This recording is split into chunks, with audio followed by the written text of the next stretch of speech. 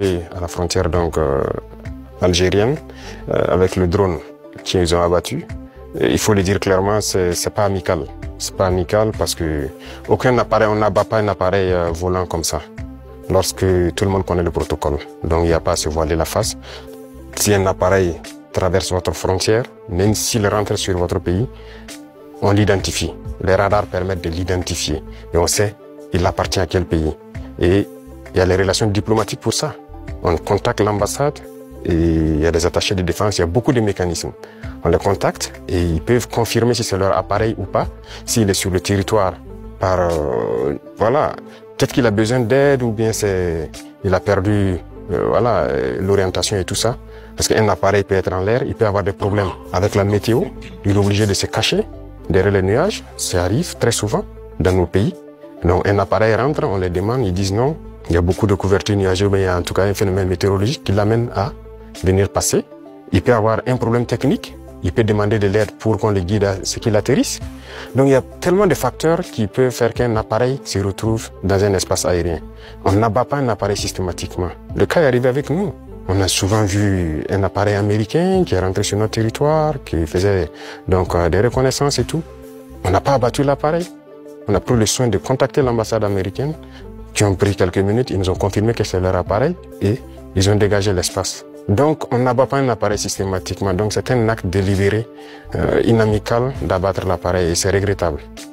Mais si je comprends bien, vous ne fermez pas la porte au dialogue quand même. Non.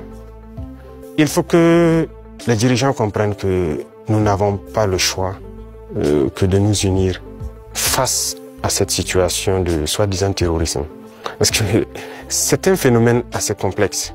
Et je vous dis que le Burkina était assis dans les années 2012 à regarder le Mali. Et on était, le régime qui était en place était ami avec ces gens-là. Certains vivaient même à Ouagadougou. IAG a vécu à Ouagadougou. C'est la réalité. Mais qu'est-ce qui se passe aujourd'hui? Ils se sont retournés contre nous. Ce ne sont pas des gens libres. Ils sont manipulés par les impérialistes et les ordres qu'on les donne, ils donnent à leurs criminels sur le terrain, ils le font. Donc, il faut que chacun comprenne qu'on doit s'unir pour faire face. Il n'y a pas de négociation possible avec ces gens-là. Justement, parlons de cette unité, plutôt cette intégration qui se déroule actuellement au sein de l'AES. Où en est-on actuellement? Ça se passe bien, ça évolue. Nous sommes donc dans la Confédération et comme je dis, il y a beaucoup de choses à mettre en place. Voilà. Et il ne faut pas chercher à aller tellement vite et ne pas bien faire.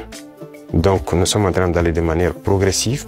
Il y a beaucoup de structures à mettre en place. Il y a beaucoup de volets à mettre à niveau dans les trois pays. Parce que vous n'êtes pas sans savoir que sur le point de vue économique, on n'est pas au même niveau. Sur le point de vue militaire, il y a beaucoup de volets. Il faut essayer d'équilibrer. Et donc, ça nécessite la mise en place de beaucoup de structures, beaucoup de rencontres. Et la libre circulation, ça nécessite un certain nombre de paramètres à mettre ensemble. Vous avez dû voir qu'on a fait un gros travail pour aboutir à un document unique de sécurité pour le voyage et tout. Donc, c'est évolutif. Donc, ça se passe très bien. Justement, j'avais une question sur le volet économique. La création de la devise propre à l'AES est-elle toujours à l'ordre du jour? Oui, c'est à l'ordre du jour, forcément. Et donc, le processus continue. Il y a beaucoup de choses, comme dirais-je, beaucoup de billes à caler avant d'y arriver. Mais c'est forcément à l'ordre du jour. Si on parle de souveraineté, forcément, on a besoin de cette souveraineté-là. Voilà, donc c'est impératif. Peut-on s'attendre à l'élargissement de l'AES?